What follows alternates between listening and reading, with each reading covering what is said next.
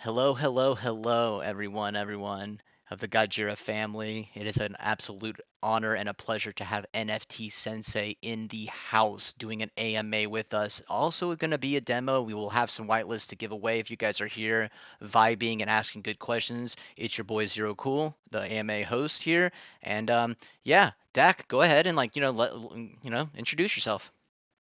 Hey, good evening, everybody. My name's Dak. I'm a member of the NFT Sensei team. Predominantly, I work on AMAs and helping to provide information and answer questions to communities that we've partnered with. Along with, I do a lot of the interviews for traders, as well as being a trader myself, and helping to build some of the back end that makes sense from a trader's perspective, both from the back end development pieces as well as the UI UX elements that you'll see in this demo today.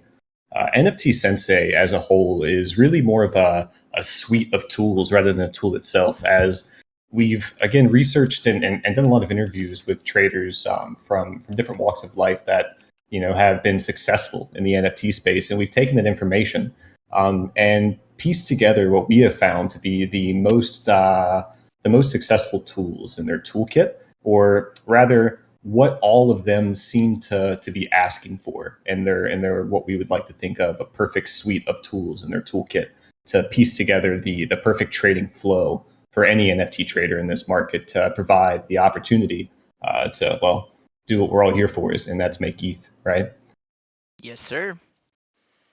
So I always like to start, at least in this market, with the bid bot, just because with moments like this, where effectively we're in a bear market, we have moments of crazy volume and capitulation. This provides some amazing opportunities for bidding. Where you can say, like, I think the last time we dropped down to 1850, I provided this example. We had PXN for I think dropped to like 1.8 at one point. So a lot of bids were being taken. Problem is, if you were purchasing something like a PXN at that time, Gwei was like 700.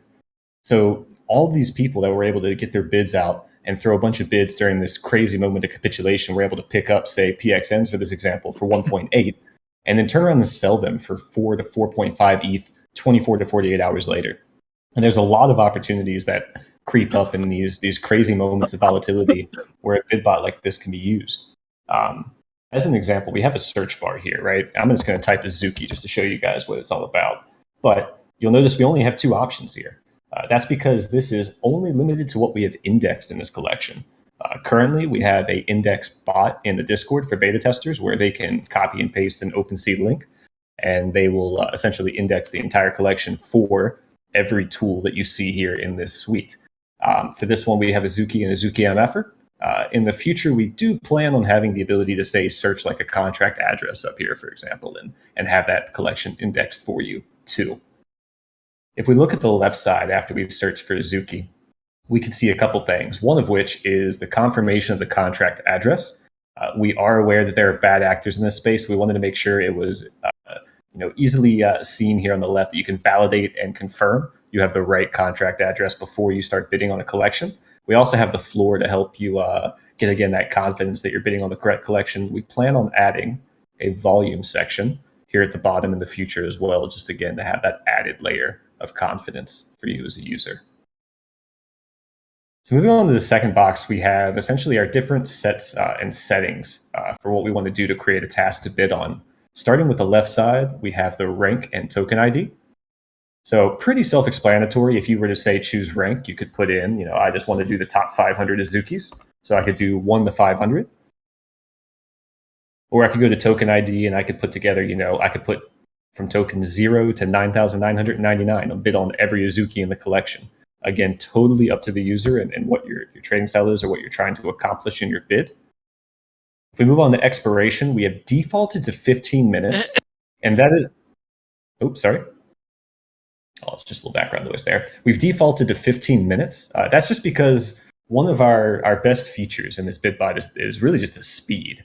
So if you're doing something like a 15-minute expiration, and say you bid on 1,000 tokens in a couple minute period, this provides you the opportunity to kind of play on the psyops of the market and have someone who is maybe in that moment of capitulation seeing a bid that is going to expire in just a couple minutes. It's much more likely that they're to accept your bid that you've thrown at them, your stink bid, if it has a very small time frame.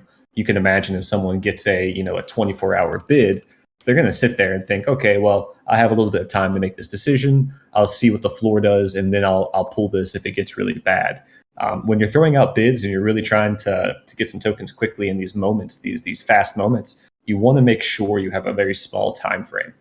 However, we are aware that a lot of people might want to use this bid bot for collections like, say, Azuki, where you want to have a longer time frame. Maybe you want to pick up when Azuki hits 10 ETH and you know it might happen in the next couple days. Well, you can change this to hours and put in your hour-based time frame as well. Again, totally up to the trader and what they're trying to accomplish. Moving on to the price section, we have a bar where you can type in your price manually, totally up to you. And then we have these quick button options here at the bottom. You can imagine like the 150% of the floor price and 125% of floor price being focused for those high-ranked options. Maybe if you were bidding on ranks 1 through 500, you could have these two set, one of these options. Floor price, mainly for the trader who is looking to pick up floor, but maybe doesn't want to pay that crazy Gwei price. Again, in these moments of high volume, you could have like 600 Gwei, and you don't really want to pay that extra. You just want to go ahead and pay for the floor price. You can click that. It'll automatically change to the floor price of that collection. And then your 75 and 50% for those beautiful scalp trades. You pick it up for 50% of floor price and then immediately go and list it for right under floor just to make your quick 2x. And then lastly, we have the option screen. So this first option is relatively mandatory. What this does is it allows you to put in your private key and have it auto sign the bids for you when you put in your task, right? So it wouldn't be as efficient to have a pop-up every single time you're putting a bid. Imagine putting 1,000 bids out. You have to click sign 1,000 times. Not very efficient. So we always recommend you check this and put in your private key of the burner wallet you're using to put out all these bids, just so that when you run your task, it can do everything automatically without you having to be hands-on in front of your computer. Only buy now, which is really just to only bid on the currently listed items. So that's going to focus on the people who are already listing a token, meaning it's assumed that they're ready to sell it one way or the other. So it's a higher likelihood for you to get that bid. Maybe you're trying to focus your bids on a smaller number of tokens. That would be a great way to do so. How long does it take for you to have all the bids go out? Like when you click this, is there like a certain amount of time or is it instant? So I'm actually going to show you guys live the speed. Okay. Hopefully OpenSea API isn't too slow for me today. Don't hold your breath. You might. I know. But we do have recordings on the website to show you the full speed that we have. And then we have a couple tricks up our sleeve once we have our funding on kind of like multiplying our proxies to make it even faster as we grow as a community. But we're essentially boasting 25,000 bids per hour at the top speed that we can launch with the first launch day. Good stuff. And then lastly, we have the competitive option. So the competitive is really fun. That you can imagine, like if you put a 0.5 bid out on something or a 1 ETH bid out on something, and someone comes in. This might have happened to people in this chat that they come in and they're like, you have a 0.5, they put 0.51, and then the person takes that bid, even though it's just a tiny bit more than you put out there. Obviously, they're going to take the more money, and you've now lost that opportunity because someone came in and just barely outbid you. What this function allows you to do is click it and put in your max price in WETH that you're willing to have as your threshold, and it'll start at the price that you started at. So if you were to say start at 0.5 and you're willing to pay 0.6, you can have those incremental bids when someone outbids you. So in this case, this example where we had 0.5 and someone came in at 0.51, I can now outbid them at 0.52 up until it gets to that max threshold of 0.6 that I've set. So this just guarantees that you always get the lowest price that you're willing to get, but you can also outbid other people trying to one-up you on those opportunities until you've hit your max price, because we can imagine how crazy that could get over time, maybe snowballing out of control. We want to make sure we can put safety rails in place for our users. Now, any questions on these settings before we create a task and hope OpenSea API doesn't rug us? That competitive feature is actually really interesting, and I find that to be really cool. Do you know if other bidding bots have that, or is that something unique to NFT Sensei? I don't want to speak for the part. I've never personally seen it, and we haven't had anyone in the community speak up and say it seems familiar to anything else they've used before. So as far as I've seen, that is something new. But if anyone else has seen it, I'd love for you to speak up. I'm always interested to learn more, but I haven't seen that one myself. Yeah, that's really Yeah, interesting, and that kind of caught me off guard. I was like, oh yeah, that's great. Someone had yeah, I think that's a very interesting feature. I had a question about like just to confirm, you said it basically adds zero point zero 0.01 to what if someone else outbids you, it adds zero point zero 0.01 to that once it's under your like threshold of what you want to bid. Yeah, we're actually playing around with the ability to set your incremental change. We just want to make sure it makes sense Okay, intuitively into the design. Because you can imagine once you start adding these little tiny incremental updates, that it takes away some of the cleanliness of the UI and UX and adds a little bit of clutter. We have a UI UX expert who's been working behind the scenes to make sure that every feature that we add makes sense and is intuitive for the user to use without creating a busy mess in front of you. yeah, and in terms of that competitive, like you guys have tested it, is it also like pretty quick? Like just It depending on should be open. real time, yeah, because it's Okay, pulling based off of the OpenSea API, right? So as long as the OpenSea API isn't rugging, it should be real time. nice. Any other questions out there before we test? No, I think that I've been keeping an eye on the voice chat channel to see if anyone has any questions. I try to kind of feather those questions in when I see breaks in the thing, and I don't see anything right now. But I appreciate DGen Trading for you coming off of mute and asking that. Thank you.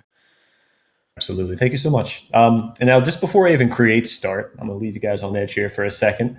You can actually create multiple tasks. So if I wanted to have that, 1 to 500 that I mentioned before, with the same criteria, I could create task here. Or maybe even if I search a different collection, I could add another collection here. So you can queue your task up. So if you're trying to set your day up and you have a couple different collections you wanted to bid on, you could set your whole queue up ready to go and then click start on one. Once one is finished, click start on the next one, and so on and so forth, or time it based off of different events that may come up. Maybe something big is coming up and you want to prep your bot to get ready to bid at the right moment. You could queue this up, have it sitting here waiting for you. So when that moment comes, you can just go ahead and click start. So I'm going to do the 31 here. I'm going to click start. I'm going to go over to OpenSea really quick, go to my activity, and you can see a couple of them going through. It is a little slower. I think OpenSea is it's being a little meh. Still way faster than manual. You can see I've already bid on about 10 right here. Much faster than manually. You'd be getting through like one or two by now. Yeah, Yeah, that's amazing. typically this is about like 10 times faster than it's doing right now. This is incredibly slow by comparison. I think we have an example. Little video. Yeah, I'll show one that Zion was doing the other day.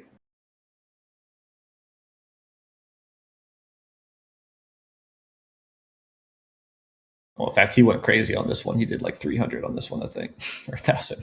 Hmm. There you go. I went through the rank ones. Yeah, I gotcha.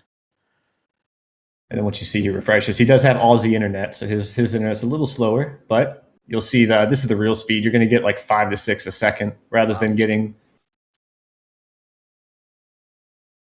Yeah, so that's when OpenSea's fully unleashed and not going through crazy UI UX upgrades and rugging their own API, but give you a little taste. I give him crap all the time. He should always do dark mode. It's just disgusting. Thank you. All Serial killer that doesn't use dark mode. right, even my burners I have set up. Any other questions on that before we move forward to the mint bot?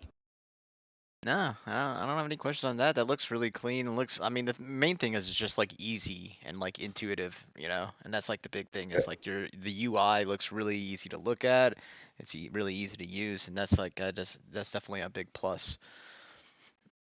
I appreciate that. It's a main theme we really try to focus on throughout the entirety of the tool or the entirety of the suite is that, anyone, depending on their background, doesn't really matter. They can come in and use it. They can make sense without having to have like extensive bot knowledge in their past. A lot of bots out there, can be incredibly useful, but it require a lot of training and getting used to them before you can, kind of get deep and start going crazy with them. We wanted to make sure that people would have the ability to, day one, log into our tool and get going. So under the Mintbot, we actually just added this new feature. I'll show you guys a sneak peek here in a second, but we have the wallet function, right? So you can see the different wallets I have set. I have my primary Sensei wallet and then a couple burners that I've added here, for example. if you're on this screen and you already have a burner that you've created in your MetaMask and you want to use it again in Sensei, we have an add wallet function where you can name the wallet whatever you like and then just copy and paste your private key in here. We currently have essentially infinite amounts of wallets. I haven't seen anybody reach any limitation yet. You can have 100 wallets in here if you wanted, 200 wallets, totally up to you and how crazy you want to go. We've also built a wallet manager, which it's actually in beta. I'm going to give you guys a little bit of an alpha sneak peek here because it's not even in our beta yet. So you have your wallet manager. Imagine this being in the Mintbot built in, as well as a separate function up here that you can access. So you can actually generate wallets from this manager and choose how many wallets you want. So if I wanted to create 5 new wallets, it gives me 5 new wallet addresses, and it hides the private key. Now, when I click Save Wallets, it's actually going to save a CSV in the bottom of my Chrome tab here of all of my wallet addresses and the private keys that came with them. It automatically exports them into a CSV. That way I can keep it for safekeeping for myself. And then once I click Add to Manager, I can also rename these from here if I wanted to. I can name this one Wallet 77 just to show you. And click Add to Manager. And now all of these wallets have been created. So you could create 20 wallets in about 5 seconds instead of having to go through MetaMask and create them one by one and then copy the private key and save it yourself. You can literally just with the press of a button have it export all the information to an Excel document for you and then create those wallets. Once those wallets are created, they're automatically saved to Sensei for all of your different botting tasks, be it like the Deal Sniper, which I'll show you later, or like the Mint bot, which we're going through now. So you can see in real time, it's already added all of those wallets that I just created in front in that other tool. In phase 2, we're going to be playing around with the idea of having, like an ETH funnel. So that's where you could say have an ETH right here, and then you want to disperse it evenly amongst all of your wallets. Say a big mint's coming up and you can only do 1 or 5 transactions or whatever per wallet.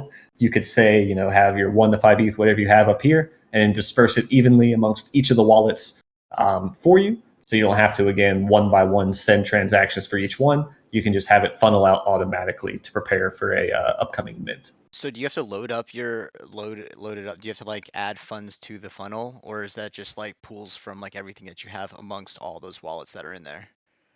Yeah, so you'll have like a primary funnel wallet that you'll have in your Sensei here. And then you can choose like to have it separated because it'll have access to your private key, right? So you can have like, say this is my main wallet and this one would be the one with like 5 ETH in it. I could have it dispersed to each of these wallets for me. Wow, that's really interesting. It really helps in terms of efficiency. There's moments where absolutely. You're trying to plan for a mint, something comes up, and like all of a sudden you find out like, oh wait, we can only do 1 per transaction. I need 20 of these. Cool. Let me just go ahead and make 20 wallets. Boom. And let me go to the mint bot and let me disperse ETH. Boom. All right, I'm ready to mint. If you were doing that manually, it'd probably take like 30 minutes if you're pretty quick.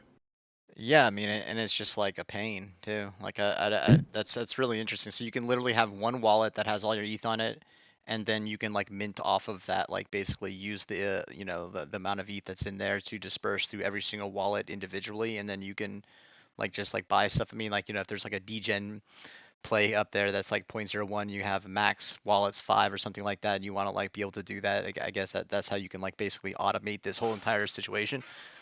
Mm-hmm. Yep. Wow. And then we'll also have like nodes built into Sensei. So you won't have to worry about setting up nodes individually on your MetaMask. You can have one node that's built into Sensei, have it copy paste to all of these tasks. And when you bot a mint, which I'll show you an example of here in a minute, you can have all of them running with that bot. So we have some tricks left up our sleeves still that we haven't shared. But one thing we have shared is a partnership with Just Cubes. So for instance, all of these wallets I could use with my Just Cubes node. And I could select the Just Cubes node from the dropdown and use the Just Cubes node for my minting so I can get access to the mempool that much quicker as well. Or if you wanted to use flashbots for safety, totally up to you. Okay. Before we go to task, I'm just going to quickly go over settings here. So settings, all it is a block native API connection. If you've used bots in the past, sometimes they'll use this to just be able to effectively communicate with like Etherscan and read contract information. All that is required here is a 10 to 20 second time to log in, create a block native account. You can do that with like an ANN email address. They don't require any information from you. It's completely free. And then once you log in, they'll give you a default API key. You'll just use that so that way you get your own direct connection to Etherscan, so it can load this information for you in the task screen. So you'll see here we actually have memory built in. So you can see the one I did on my AMA last night with the ... contract and the wallets that I chose. I'm actually going to delete this for now, but that kind of gives you an idea of what it looks like when you have a mint pending that you haven't done yet. You can actually keep it here as a task in your memory. So if you wanted to come back to it a week or two later, it'll be sitting there waiting for you, ready to go. So for this task, I'm going to do the ... contract. I like to do this one because it was the first NFT I ever got, and it's where I met some of my co-founders for Base 64 in the beginning of my NFT journey, but also because they have a very, very interesting minting mechanism. So just like you would search a contract in Etherscan, you just copy paste the contract address under contract address, and the task name can be whatever you want. So if you had multiple instances of this mint, you could have like ... 1, ... 2, or maybe you have 2 or 3 different mints that you're wanting to prepare for. We give you the ability to add a task name, so that way when the task is populated down here, you'll have a name so you can remember why you created that specific task. So moving to monitor method, this is what's interesting about the ... contract is that the total supply or the total tokens available for ... is always equal to the all-time high of Ethereum. So right now, there's actually 4,800 ... available on OpenSea on secondary, but there's 10,000 max supply to be minted. So what that means is once Ethereum hits 5K or above, the contract owner will unlock the max token supply, and people can then public mint more tokens for ... There was never a whitelist. It was a stealth mint, and they only ever minted up to those all-time high periods. So there was only one time after they did their first stealth mint that they opened up mints again, and that's when ETH hit 4,800. And they have yet to mint any more tokens until we pass that 4,800 USD figure for Ethereum. So when you're looking at the trigger type, or you're looking at a way of a condition for the bot to essentially trigger, you're going to either use something like a time trigger or a monitor method. For this specific example with ... we would choose the max token supply as the monitor method, because as soon as the contract owner changes the max token supply, we know that we can mint new tokens. But some contracts have a time trigger built into their contract where it opens up at a specific time. Mm-hmm. So you could go here to time trigger and you could set the time. It does require epoch, but you can copy paste that using the tool here. And you just basically put in the time trigger. Now, some contracts maybe have a certain delay because it's not only the timestamp based off of epoch, but it's based off of block timing. So that timestamp, even though it's done in milliseconds, could be different in a matter of 1 to 30 seconds, depending on when that block moves. This is where multiple tasks can really come in handy with multiple wallets, with flashbots being used. Maybe you have one that opens up at the exact time, one that opens 5 seconds later, so on and so forth, all with flashbots. So that way, when you have a couple that inevitably fail, you're okay, but you give yourself those open windows for those time triggers to mint. However, if they're using a monitor method, it's a lot more cut and dry. It's just a matter of waiting for them to have that flip state, and then submitting your mint bot to go ahead and start the mint once that mint state, that flip state has been confirmed. Moving on to mint method, again, this pulls directly from the right contract section of Etherscan. It has defaulted to the correct one, which is mint, but just for example's sake, I'll show you. You can pull up, just because it's pulling directly from Etherscan, it's pulling up live, all of the different options that would be available on Etherscan if you were writing from contract yourself. For this example, we're going to keep it on mint. It tells me that the max number of tokens is 5. So I'm going to max it out here and generate my transaction data. Once I've generated my transaction data, I just put in the total price of ETH, just like you would in Etherscan. Again, for this example, it's 0.25 because each mint is 0.05 each. And we'll click next. Now, gas, in its current state, you have to type in manually, which, I mean, obviously, if you're doing a mint, you're going to want to do anyway, because very rarely are you going to be able to mint public these days with base fees anyway. You're going to preset your settings, but we are playing around with a gas manager, similar to the wallet manager that I showed you, where you'll be able to have your own preset versions So maybe you use like 1,000 Gwei often for max and prio. You could have that pre-saved or preset as a user for one that you use often. We're also playing around with the idea of having dynamic gas options, right? So that can detect, pending transactions that are going through the mempool, detect what those ranges of Gwei are, and then maybe kind of like the bid bot, you put in a max amount you're willing to pay, and it can intelligently change your Gwei based off of the circumstances of pending transactions in the mempool.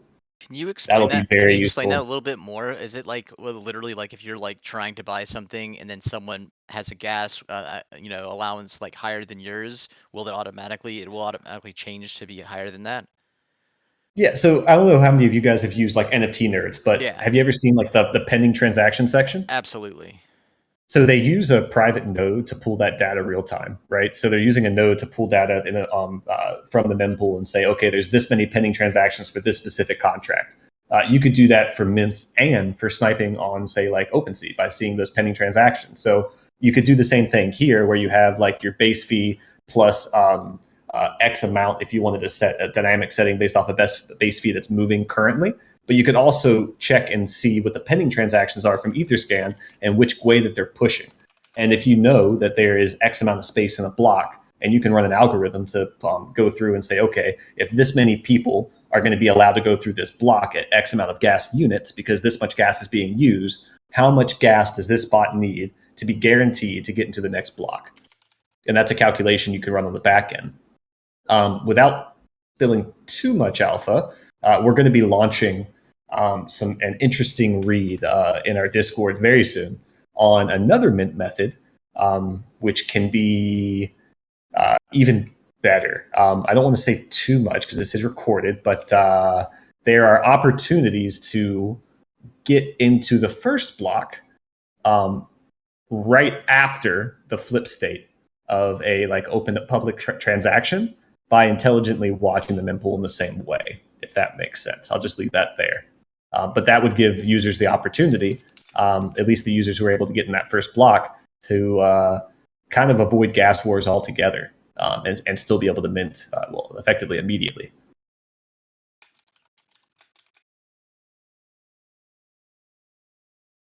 Give you an example of what that would look like. You would have your gas button up here.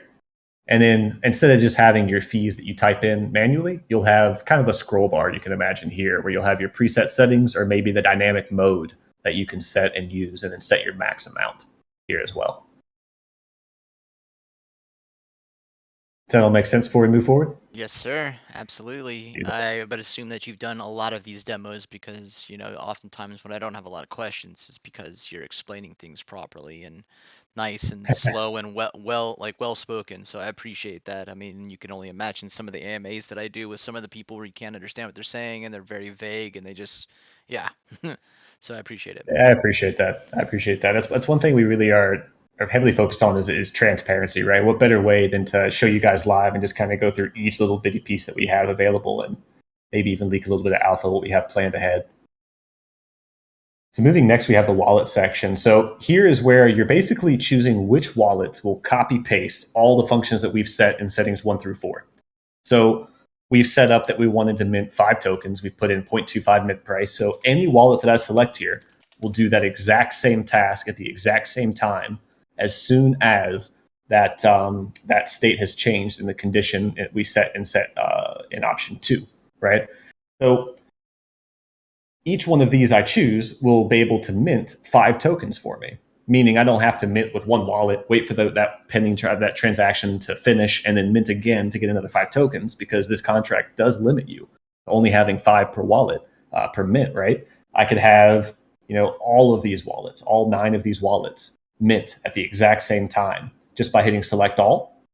Or maybe I'm like, I don't want wallet 77, I don't want wallet 5, but I do want all the rest of my wallets to mint this. I'd like to have 6.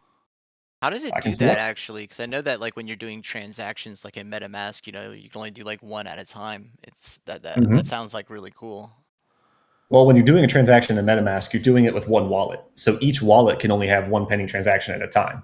So when you have multiple wallets and you give access to the private key, you're basically having these wallets, push their functions without having to use MetaMask or anything at all. So all of them are going to be executing in parallel as if they were on different computers entirely. Awesome. Thank you. I appreciate you explaining that. And then once we've selected the wallets that we like, we just click next.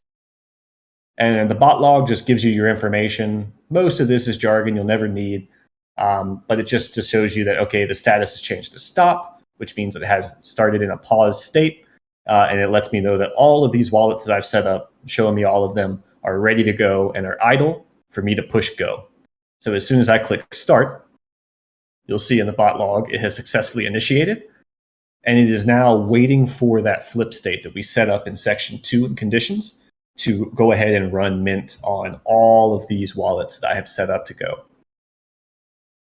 And it even tells me the hash that it's going to set up for it, the transaction, all of it. It's little summaries of each one. And I could just leave this here, leave it running forever, go get a bite to eat, have a separate computer that's always running, just waiting for ETH all-time high to happen. Or I can stop it, and I can wait for that day to come where we're hitting like 4,800 ETH again, and I can click start when I'm ready for it to start monitoring and waiting for that to happen. Any questions on the mint bot? Yeah, question though. Like, so if you're for the mint bot, if you want looking for a stealth launch, are you able to? And if you already answered this, my apologies, but it's kind of difficult to digest all the information because I kind of get lost when I'm looking at all the stuff. But is it possible for you to set it where like right when that mint goes live, it'll auto mint it for you? Yeah, as long as you have the contract address. We're actually working on having either like a Discord bot or a bot built into Sensei that can like show new contracts coming up live. We're just very hesitant on how we want to display that because you have to understand that there's a huge risk there. Like other side, for example, there were like 5 different fake contracts that I saw that came out minutes before the real one did. So we want to make sure it's safe for our users for like looking for stealth mints. But with the current state and everything that I've shown you already, as long as you have the contract address and you know what the flip state will be by reading the contract, you could set it up to just forget it, and you wouldn't have to worry about the stealth mint. You just let it happen. Yeah. Cool. Any questions? If people want to come off mute, feel free to do that. If you want to just ask the questions in the voice chat text channel, I will ask the questions for you. I'm more than happy to do so. So just let me know. And if not, then you can just move on to the next section. And just call me out if anything pops up, and we can always go back. So next up, I'll move on to the collection screen. So the collection screen is, something you probably have seen a ton of already. It's really kind of necessary nowadays to have in any kind of tool suite. This is your volume chart. It's like a trending. Currently, yeah, you're trending. Now, just keep in mind that this is the beta version right here, so this isn't currently running live. However, it gives you an idea of what we're going to have on this screen for analytics, at least to start, right? You have your floor price that you can filter by, your 1-day volume, 7-day, and 30-day volume. We're also playing around with the idea of maybe having shorter time spans. I really like the idea of having like a 5 or a 15-minute chart that you can just kind of keep up during the day. So if something big, a big event happens over a short time, you can get on your radar and start doing your research to see what could be going on for that collection. But in terms of day one launch, this is essentially what you're going to be looking at for your primary collection. Now, you'll also notice we have a revealed section here. So we will have rarity sniping, which I'll show you here in the next section. This shows you like how much of the collection has been revealed or indexed for the rarity bot. So if you're ready to snipe on a reveal, you can see that loading bar here, and you'll be able to see that as a percentage once we get to the rarity section as well.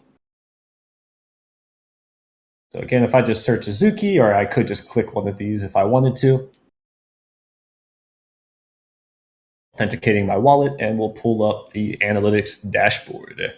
So one thing we heard from a lot of traders in doing our interviews is that it's kind of frustrating that a lot of the tools out there don't give users the flexibility of creating a dashboard that makes sense for their trading style. Rather, what they do is they create a layout that makes sense for them, the developers, and then they give it to you, and it's kind of spoon-fed. One thing that we were really excited to build was the concept of a modular dashboard, a dashboard that you can move around and customize similar to Parsec, but have functionality specific for your NFT trading that would make sense for you as a trader. For instance, I have a line chart up here in the top right corner. I'm personally not a fan of that. I would rather have a dot chart. So I just remove this and I have my dot chart here instead. I can see my tokens, the rarity of them, the rank, and then the price point that they paid over time. We're going to have some fun functionality we're going to build here too, where you can zoom out further, maybe draw out like support and resistance lines, similar to how you would in like TradingView. That's super important to me when I'm trading. At least I like to draw out those lines and have those pre-drawn and saved for me when I'm going back and looking at a collection, trying to make sure if it's prime time to purchase or not. Yeah. Is it possible to like draw like some lines like of support and stuff, and then like you draw something where it like alerts you if it starts getting near to that support line where it's dipped down to the support, and then it'll like kind of ping you and let you know, hey, like it's like reaching to that support. It might be a good time to buy the dip type of thing. It's funny you say that. We have already built something like that with automatic buy functions, and I'll show you that in the next steps. It's like the same thing with like the all-time high, with the resistance, be like, hey, it's about to be the resistance, like maybe it might be a good idea to list your NFT that you have, stuff like that. Yep. Awesome. Yep. No, Right. I'll show you that here in the next section. I think that's a good idea though. Like maybe we could build it in here where it's a separate notification entirely.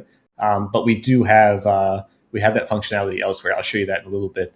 But for this example here, so as we're building this out, kind of the grandiose plan is to have it where you can move these boxes around.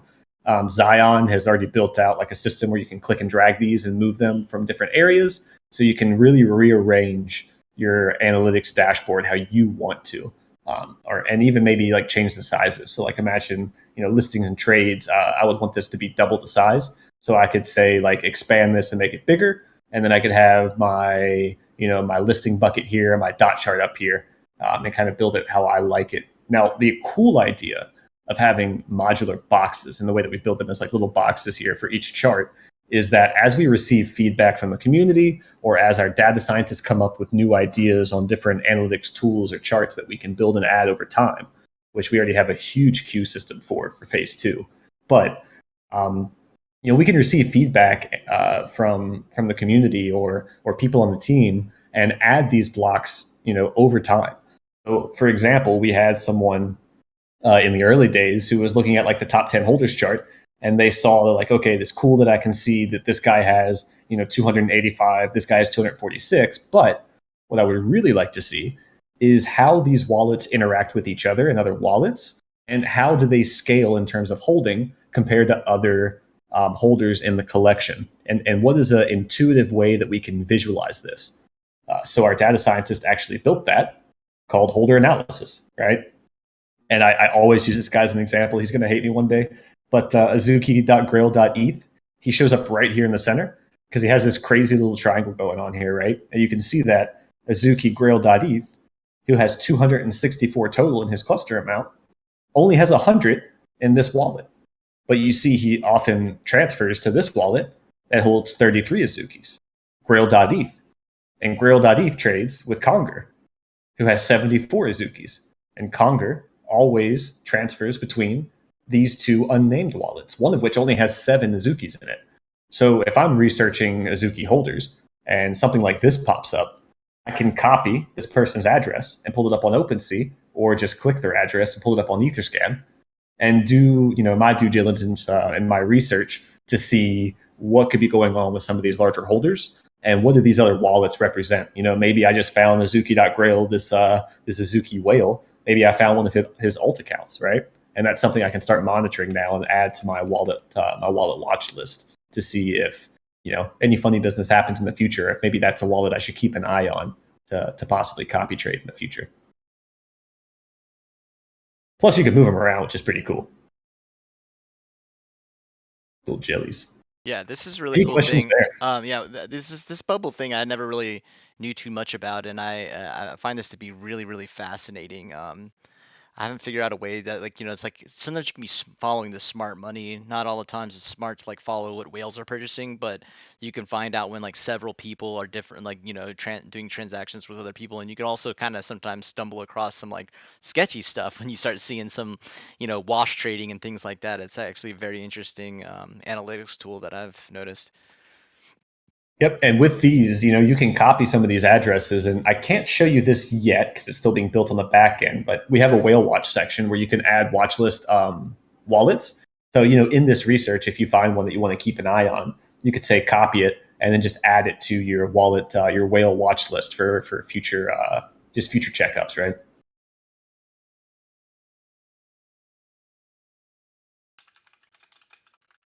Right. Now, moving on to the rarity section. This is where some of the good stuff is here. You'll see that, as I mentioned before, you have revealed 100%, and then you have the royalty shown from the creator fee here at the top. This just shows you, if a collection is going through reveal and our algo has detected it and we are running the rarity algo through our tool, you can see what percentage of those reveal tokens have hit and are showing in our ranking system. So this is essentially your confidence listing or your confidence percentage on which ones you're choosing to snipe at any given time. Once this is at 100%, you're fully confident and you can rest assured that each of these ranks are accurate. Now, a lot of people ask where we get our algorithm from for rarity, because that's a huge concern for a lot of people. It is actually written in-house.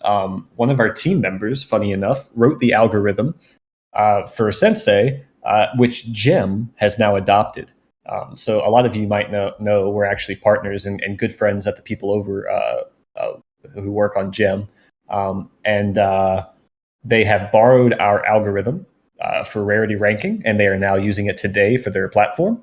And we, if you've noticed here, have maybe borrowed some of their functionality. I can't click it yet because that's something we haven't yet revealed to the public. But just to give you a little bit of alpha, you can imagine what this button might do. Cough, cough.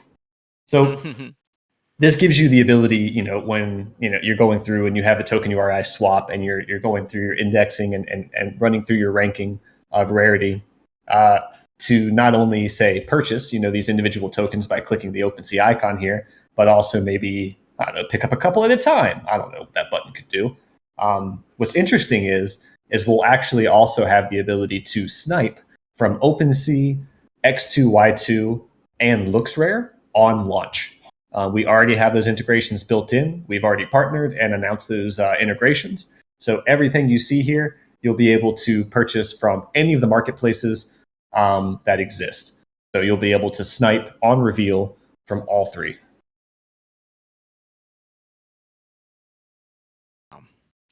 Any questions that don't relate to that button?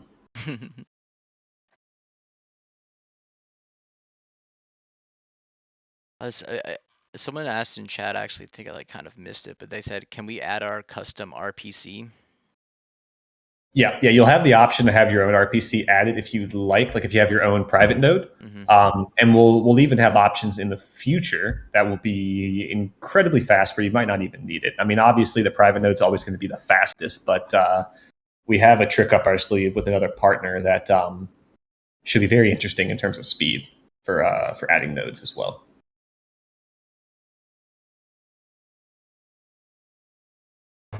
Hey, yeah, I have a question on the previous screen you had with that bubble tool, which I think is really awesome. Could you track individual wallets, not necessarily like Azuki holders, but if I wanted to see like a whale that I'm watching and pull up something similar to this? Yeah, that's actually what this whale watch is going to be up here. Oh, okay, gotcha. I just can't show it yet. The UI and UX is still under development. So we're keeping that hidden behind the curtain for now. But we'll have a built-in function for you to do that. That's great. Yeah, because going through Etherscan and like all the transactions is a pain in the ass. So. Yeah, exactly. No, this is going to be more of just like a quick overview for you to be able to pick out like which wallets you might want to save to that wallet watch rather than do the deep dive research directly through there. Cool. Awesome. Thank you. Of course. Any other questions on analytics or rarities?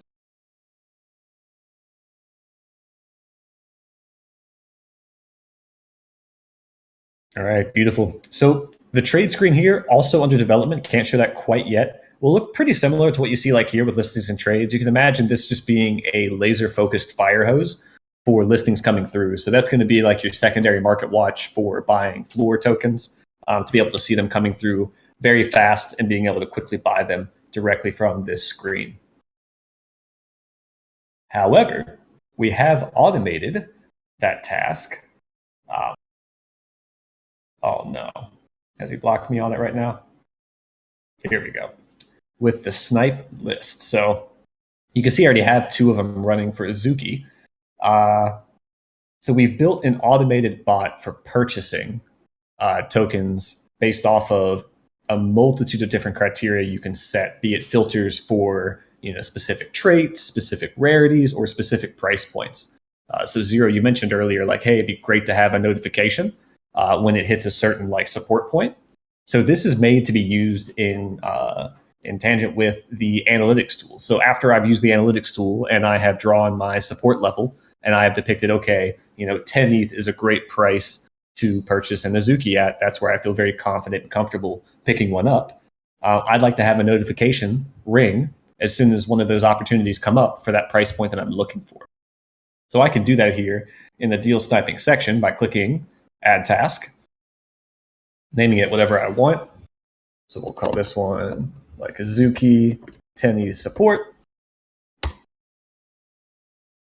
We search the collection and we pick Azuki again.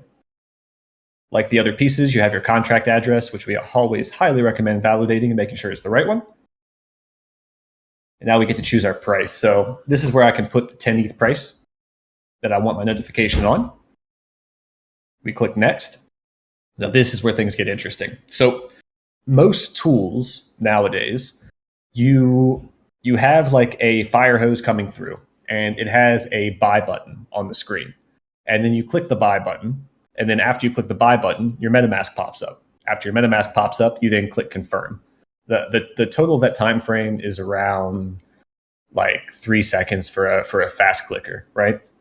So we've put together 3 different options based off of your comfort level using a tool like this. One is manual MetaMask, which is exactly what I just said.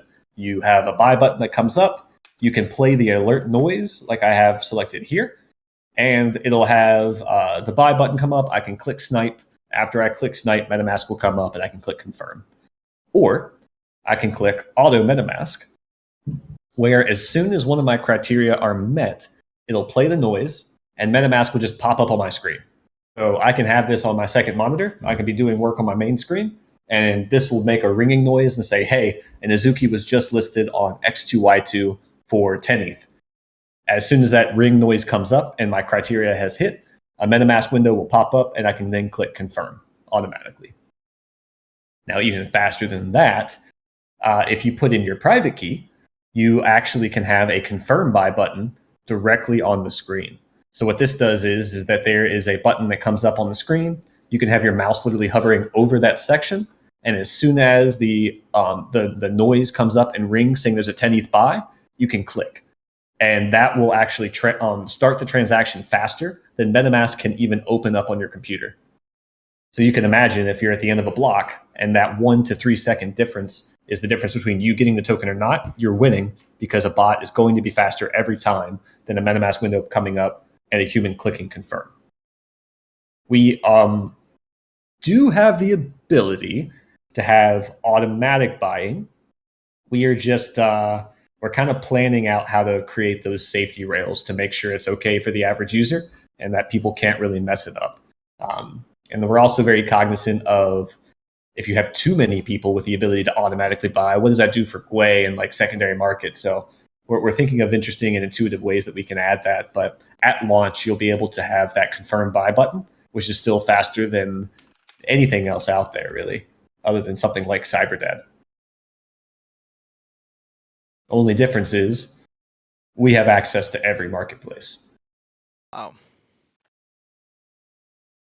So next up, we have our filter options. So, you can click a different myriad of traits. So I can go through the different traits of Azuki. Obviously, we're going to want to add like the rarity percentages and stuff here in the later date. This is more of a beta option, but it shows you at least the amount of each one. So you can say pick up like I want a cat yukata because there's only 36 of these for clothing. Or you could go in rarity and you could put your rarity rank like your top 500, like we were saying before. or just go to token ID range. So, if you're trying to do, say, a fat finger snipe, you don't care what token you're going to get. You're trying to pick up like a 1 ETH Azuki because they messed up and put the decimal in the wrong place. Right. That's fine. You can just put, between token ID 0 to 9,999 and then put 1 ETH in your price point here. And then what it'll do is it'll scan all 3 marketplaces for you and ping you for that fat finger as soon as it pops up.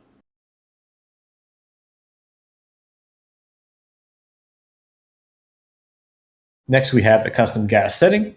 So this is where, depending on what you're doing, like if you were doing a 1 ETH fat finger for Azuki, you're probably going to want to do extremely high gas, like at least 3,000 Gwei. For this example, I'll just put like what I used before, like 300 for prio, 500 for max fee. This is another setting or another section where if you have, or once we've built out the gas manager, you'll be able to click between your custom presets, like we talked about before. So that'll be tied into not only the mint bot, but also be tied into this snipe bot here as well.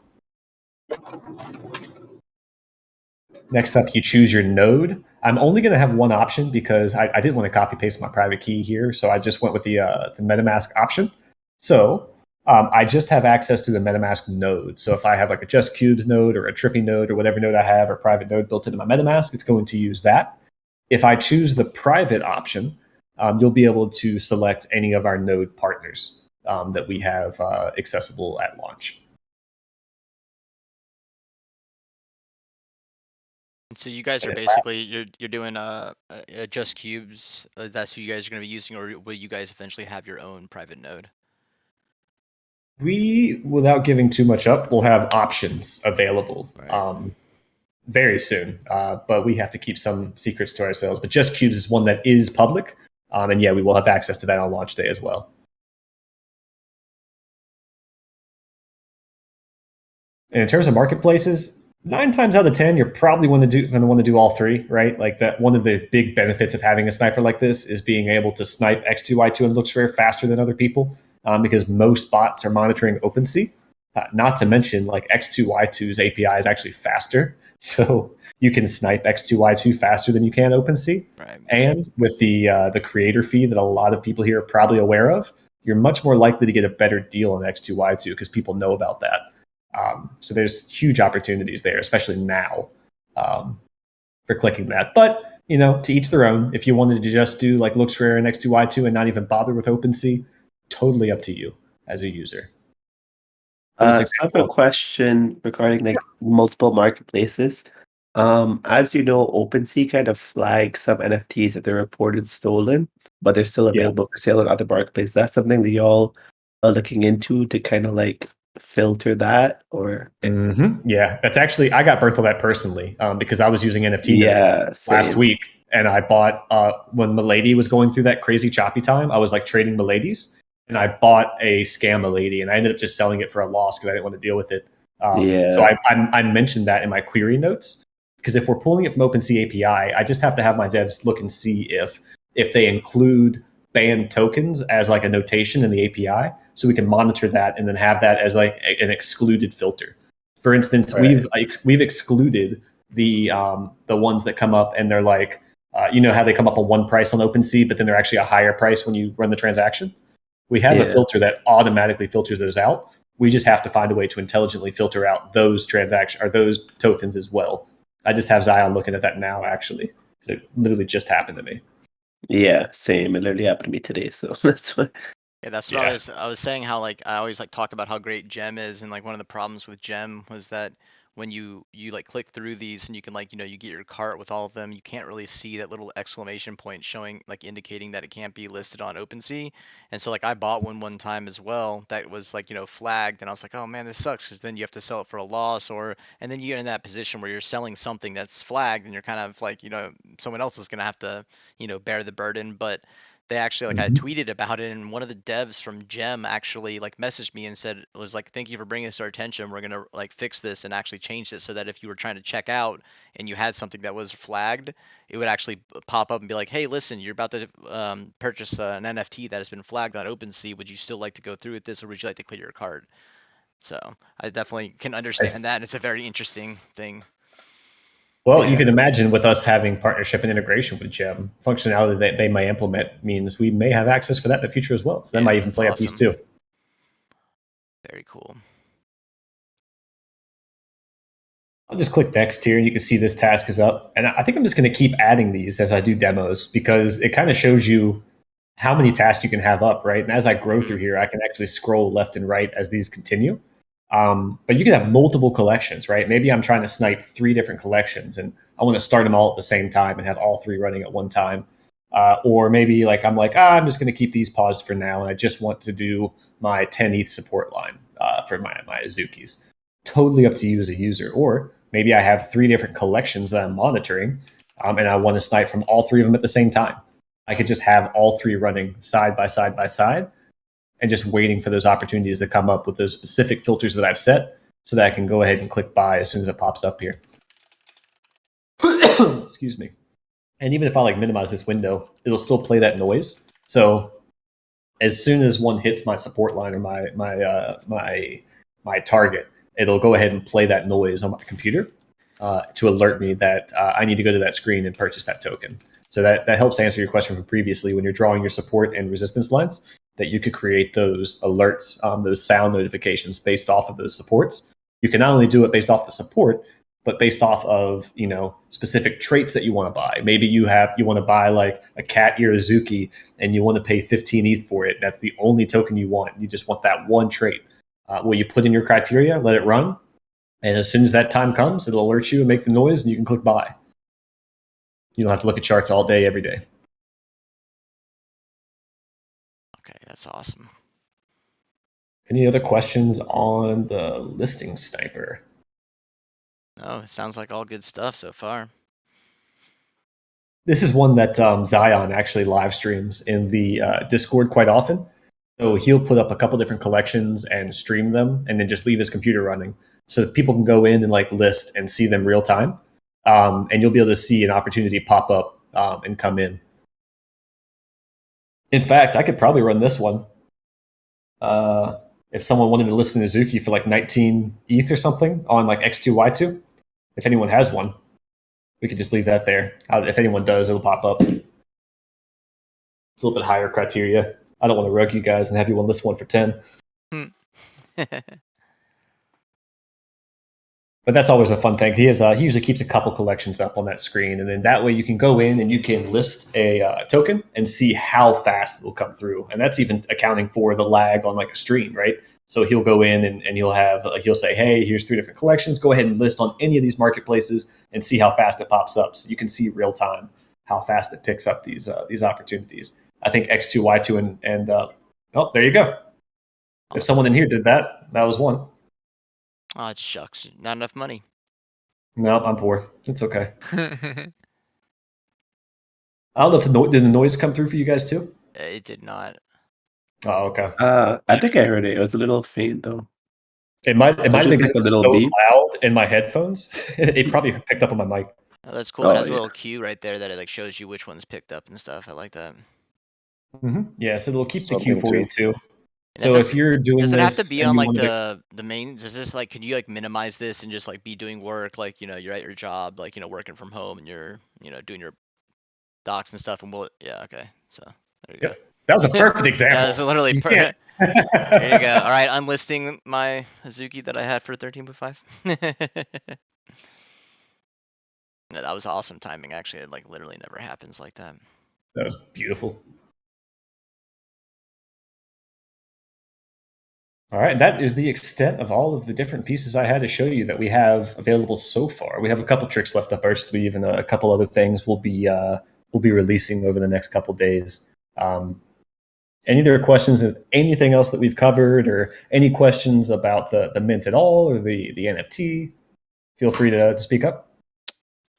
Yeah, I was just curious though, obviously I'm sure you get this question or you've been thinking about this, but with I feel like in the past, a couple weeks or several, a month or so, there's been a lot of analytical tools that are coming out, such as this one. How do you actually think, is it the team that gives you confidence that you'll be able to compete, or is it, do you guys have, you're saying, I know you're keeping some stuff close to the chest, which is understandable, but I just can't help but to think so many times, this is really great, but why use this instead of, X, Y, and Z? Yeah, well, for one, you have to have X, Y, and Z or this. This is a suite, not a tool. So for one, you would have to have, I think, like 5 or 6 different tools just to compare from most tools out there. But when I look at what we're going through right now, and essentially I got to pause this because that's going to play loud every time. What we're looking at right now is essentially a tool meta, right? And that's what we're going through. I think every day my Twitter scrapers are coming up with like 3 different tools that are coming out. And what I'm seeing is almost like a redevelopment of what we went through in the PFP phase, where people were choosing their PFP and they were looking at it. The art's great, but when you're choosing to invest in like a PFP project, you're choosing to invest in a team and to evolve with it over time. When I look at the tool meta and I'm looking at a tool that I want to grow with, I'm making a choice to invest in a team, and I want that tool to evolve over time with me. I actually joined the team personally, not when they started. I actually found the Discord when there were like 300 people with one of my Twitter scrapers. And my whole team at Base 64, we were all doing research and going through, and we were kind of asking questions to other team members and seeing how open they were. And Zion, actually, the lead dev at Sensei, at like 4 a.m, was answering my questions. I had already done 48 hours of research, and I was like, hey, will you just jump in voice and answer some questions for me? And he's like, yeah. So he literally jumped in voice, did a one-on-one with me at that moment at 4 a.m., and showed me the tool. Every question that I had, he had an answer immediately or a plan as to how he was going to build it out and improve upon it. And it's something that I haven't seen in a lot of the other teams that I've questioned, that, you know, you have teams that have like amazing marketing, but they haven't demoed the tool yet. They won't show you the tool. Or you have a team that has like a really cool looking tool, but they can't really speak to it very well. When I talk to the Sensei team, what I get is a level of confidence that I haven't gotten really anywhere else. And that gives me confidence to not only have a nice product when I actually have my token and I can use this for the first day, but to have a team and a product that I can evolve with over time. And this gives me a whole suite of essentially all the tools that I've used in the past, right? I might have NFT nerds on the side still and use this along with it, but essentially I don't have to have a mint bot anymore. I don't have to have a bid bot anymore. Analytics, as we build on top of it, will essentially replace all of the stuff that I was doing in like Dune and Parsec. And in the deal sniper, I don't have to have CyberDAD. And that alone, I just listed out, is like 10 ETH in cost, just from that. But knowing that this team doesn't stop there and can build on top of this, and the confidence that I've heard from them with the questions and comments I've come up with, like, hey, can we build that? Or, hey, can we incorporate this in this part of the tool? The answer is always yes, and this is how. Not yes, maybe, but yes, this is what I'm going to do to make that happen. And that provides me with a level of confidence that I just can't find anywhere else. Yeah. I mean, Thanks for that, Dak. Dak, I do have a question. Thank you again for the really comprehensive demo. Really enjoyed it, man. I do have a question though. In terms of the sniper bot, I know that you guys do have a couple of options, and one of those options are stored private key, which is the quickest. It's auto approves. But in doing that, because you guys are UI based, and a lot of private bots, they do store private keys on local drives rather than sending it to a cloud. In terms of security side of things, and because you guys are UI based, and if you guys, touch wood, do get hacked, would there be a compromise on our private keys? We do not store your private keys at all. All of that is local for you. So that's one thing you do not have to worry about. In fact, that's one of the reasons we went with a browser model. So that way, every time there's an update and we do any kind of updates to the system, you can inspect elements with developer settings, and you can actually see behind the scenes what we're storing and what we're doing. And you'll see that we store nothing, none of your own information. The only thing we check for is that you have the NFT in your primary wallet, and then all the extra private keys, all the extra wallets you add, we do not keep in our servers. So our team can't see it. And if we were to end up getting hacked, the hackers would not be able to see your private keys either. Perfect. Legend. Thank you for that's that. awesome. That's definitely a really good question. It's something that I've always been thinking about, anytime like, pre-mint or, captcha bot or anything like that, that you have your, credentials and things saved in there if you're going to be compromised or not. So that's definitely something that is definitely really, really, really a topic of conversation for sure.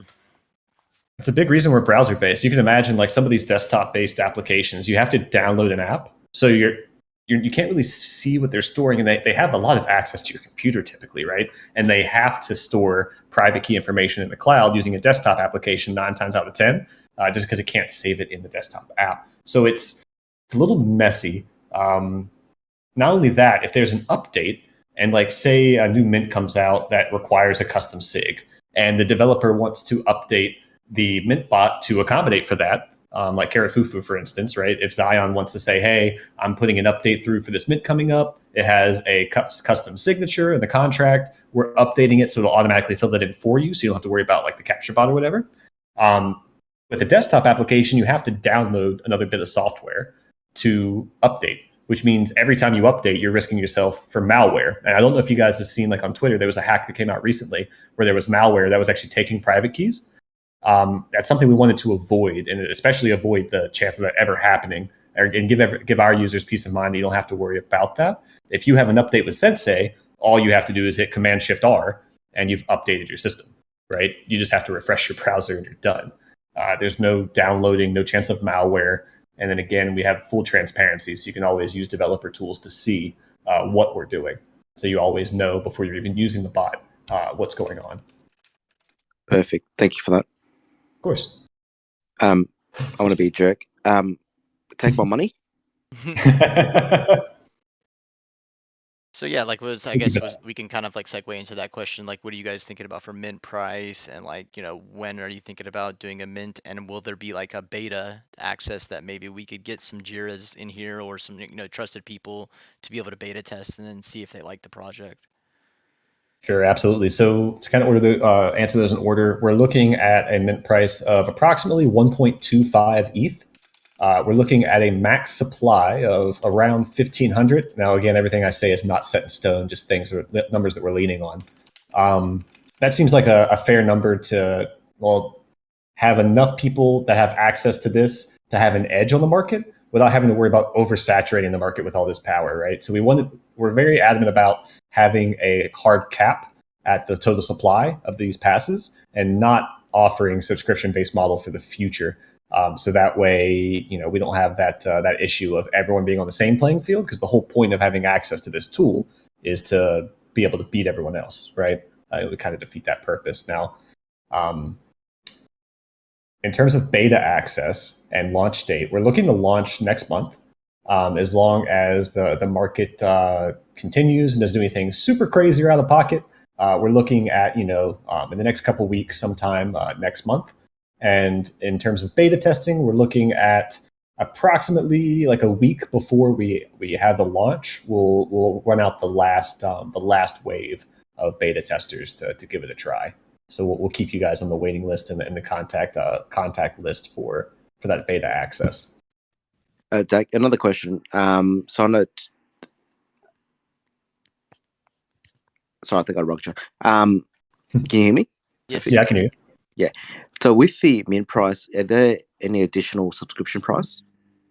No. That's something we wanted to lock down. Yep.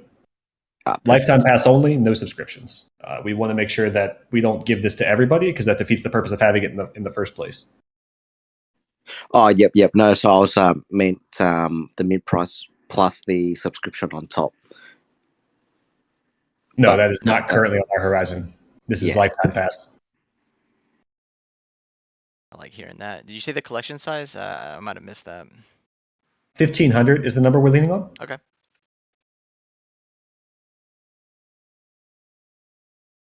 Just enough where we don't have everyone competing with each other, right? You can't put 10K of these out in the world. That would be horrendous. Yeah, it doesn't make much sense, because then you're not creating that advantage that that's kind of what you're wanting to do, is create an advantage for the people that are holders. And if there's too much oversaturation and too many people using it, then that's what happens.